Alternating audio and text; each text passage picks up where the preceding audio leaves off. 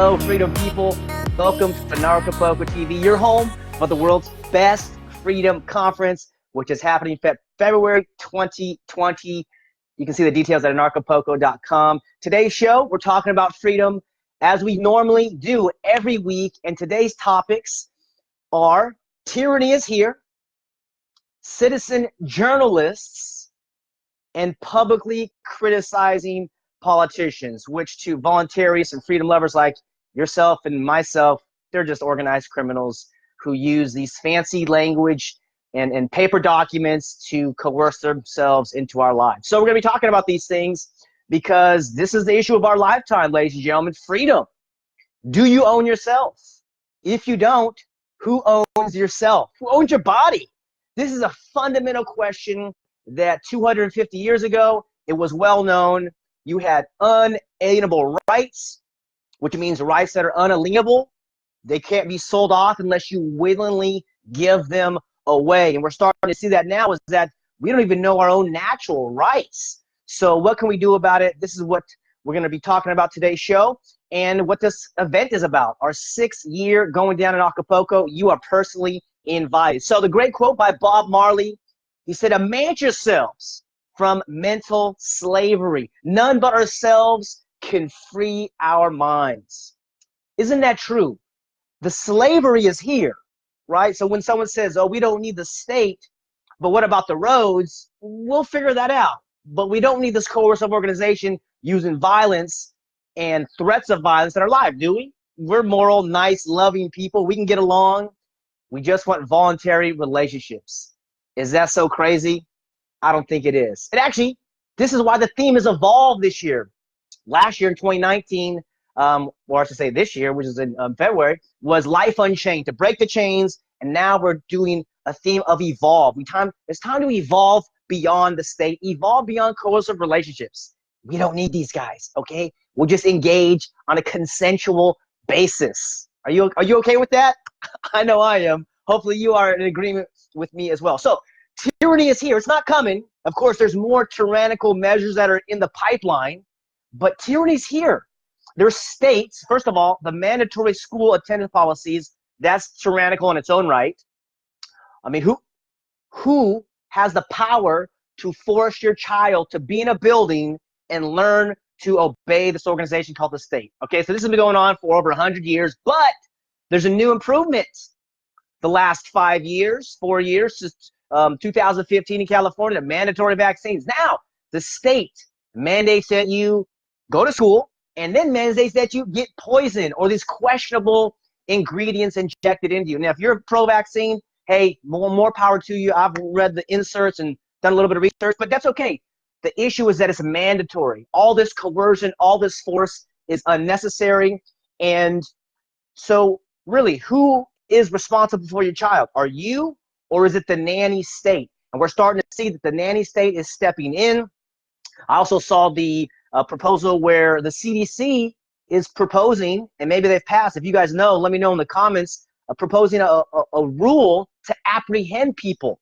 And actually, I just saw something, was it AB 262 in California? They can declare martial law if there's an outbreak, okay? So if you look at all the deaths that are happening from actual cops, right, to the state, I think in New York City alone, it was over 285 people killed by cops, but the measles maybe, what, 2 or what is the facts?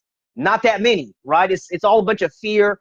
And the reason is that you have the 1986 Vaccine Injury Act, which protects these vaccine manufacturers. So what's going on? Well, tyranny is here, okay? So we have to begin speaking our voice, speaking our truth, and that's what this show is about, and that's what this event is about. So get together with people and start to speak your truth.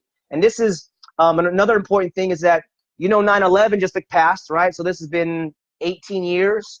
Well, now there's over 3,000 professional architects and engineers who have already called for a new investigation, but now you have 5 fire commissioners in New York City led by Christopher Gioia and 4 other commissioners. Last week, they say we're going to reopen a new investigation called Justice for 9/11 Heroes. Now they're still working through the statism part, right? There's still pledge allegiance to the flag, which is, probably good intentions, but this is the state.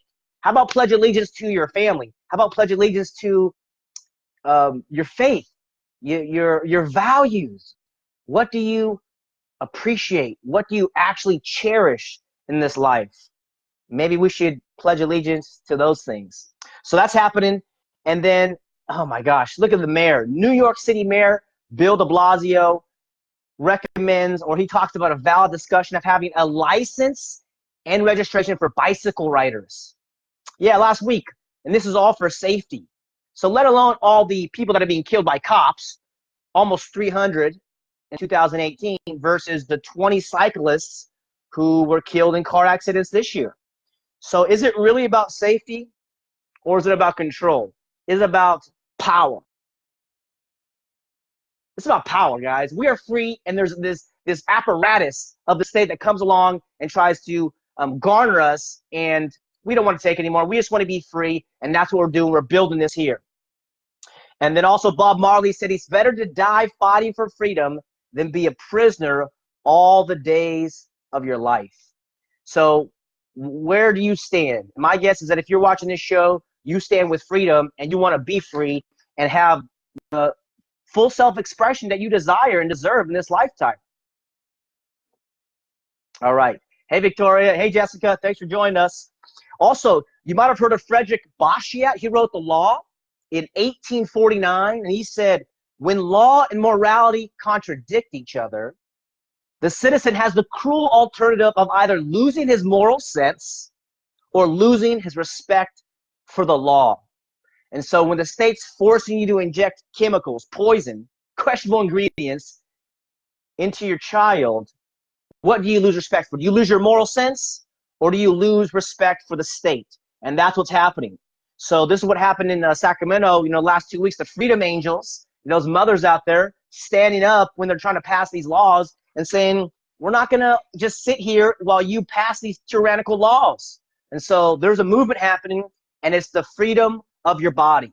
And this is what a former speaker in Anarchapulco, Del Bigtree, said, great champion of medical freedom. He said the future of body autonomy is going to be determined in the next few years. So really the question is, do you own your flesh and blood? I mean, that heart that's beating in your body, those nerve endings, the hair follicles, those nails you got, are those yours? Or are they state? Are they the county? Are they the federal government? I mean, this is the real issue. You got to decide that. I can't decide that for you. This is a real conversation. And then for our kids, we got to help our kids understand that too. Who owns your body? This is a serious question in 2019 that a lot of people are confused about. And so we have to understand our basic moral sense. And this is, that great 80s song, The Connected. It says, you make sure you're connected. The writing's on the wall. If your mind's neglected, stumble, you might fall. Stumble, you might fall. Something ain't right. I mean, really, the writing's on the wall. We see it. So begin building relationships. Find your freedom tribe. Find the people that you vibe with and start connecting with them, right? And this is why citizen journalists are so important. And we know some of our friends and supporters out there, people who we used to love for their courage, We Are Change, World Alternative Media, Press for Truth, Corbett Report, and the others out there that are doing great media, Dollar Vigilante, all these great media platforms. But there's a 12-year-old journalist named Hildy Lysiak. She runs the Orange Street News, and she's confronting the cop when she's recording the cop, and the cop says, you can't record me. And she's like, well, what's the crime? What's the law? And when she was 9 years old, she actually broke a murder on her own street. And so this is what Matt Drudge talked about, the Drudge Report. Was it 10 years ago? He said in the future, everyone's going to be a journalist. So this is why what happened in Sacramento, what's happening in New York, wherever you're at in Florida, or wherever you are, Washington, Colorado, you are now a citizen journalist. You basically just hit Facebook Live, or you do YouTube Live, or Instagram Live, or whatever you do, or just hit record and start recording these politicians, these agents of the state, because unfortunately, they are not well versed in morality. They're not well versed in the law. They don't even know what they're doing. And this is, if you ever look at the First Amendment auditors, I got a lot of respect for these guys, where they actually go out intentionally to prisons, to courthouses, to police stations, and they're video recording, and all the cops come out and they say, hey, you can't record here. And they say, I'm on a public easement, I'm in public space, and the Supreme Court has already adjudicated. They already agreed that you can record whatever in public. If you're in public, you have no expectation of having a private space. And so that's what he said, right? This is the First Amendment auditors. And as a reminder, if you haven't heard the First Amendment lately, it says, Congress shall make no law respecting an establishment of religion or prohibiting the free exercise thereof, or abridging the freedom of speech or of the press or the rights of the people to peaceably assemble and petition the government for redress of grievances. So this is saying the government shall not make a law. The same thing like Second Amendment, the right to bear arms shall not be infringed. This is taking power away, allegedly, but we know the Constitution, is a great start for freedom. But we have to evolve beyond these unilateral documents that you didn't sign and I didn't sign. Our natural rights come from our being, our humanity. If you believe in a creator or a God or a source, they come from there. But these institutions are imaginary fictions, right? The corporation, the public corporation, is a piece of paper. Okay, they're not a physical living organism. You are the living being, the embodiment of divine or of creation or of something. A miracle is happening in your body, in my body, and we want to expand it. We want to help humanity expand beyond that. And also the quote, you can fool let me get that right. You can fool some people sometimes, but you can't fool all the people all the time. And now with the internet, we're starting to see who the real criminals are. If you're using coercion, if you're using theft, if you're using intimidation or threats of violence, you're the bad guys. So that's why it's important for you guys to record any interaction you have with these officers, and the questions are, am I being detained? Do you suspect me of committing a crime? Is that a misdemeanor or a felony? And there's the great video on YouTube where the guy says, I don't answer questions, right? You have a Fifth Amendment right, according to an oath that they pledged to. I don't have a right to incriminate. I don't have a need to incriminate myself, so I just plead the Fifth Amendment. I don't answer questions. And there's a great video of him going through that interaction, because these guys don't know the law. But if you assert yourself and watch some of these First Amendment auditors, they put it down. They say, step down, officer, back down, officer, right? But again, you want to have either a buddy recording with you or two cameras, because these guys will just spin it on you, and they just want a pension. They just want their salary. But we're fighting for freedom and peace and morality and voluntary relationships and a basic human dignity. That's what we're about here at Anarchapulco. And lastly, to publicly criticize politicians, super important.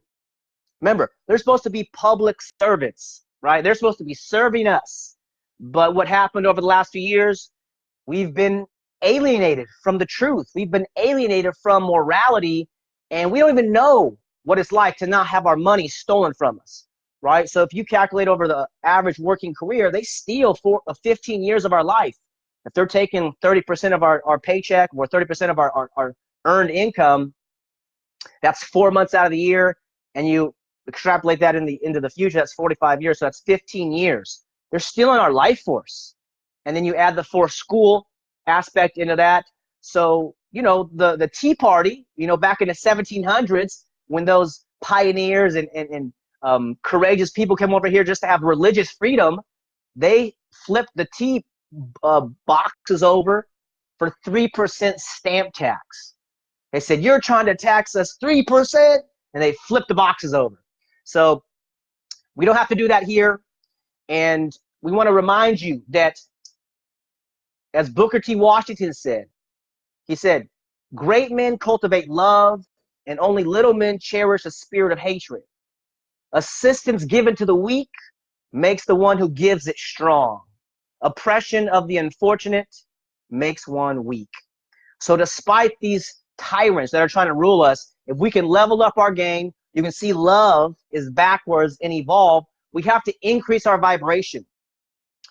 We cannot fight the system itself. We have to transcend. We have to make it obsolete. We have to use our ingenuity, our creative imagination to transcend that. And this is going to be through art, through music, through comedy, through dance, through poetry, through everything that you can imagine and more, and everything that you feel, the emotions, the intuition, it's got to come out.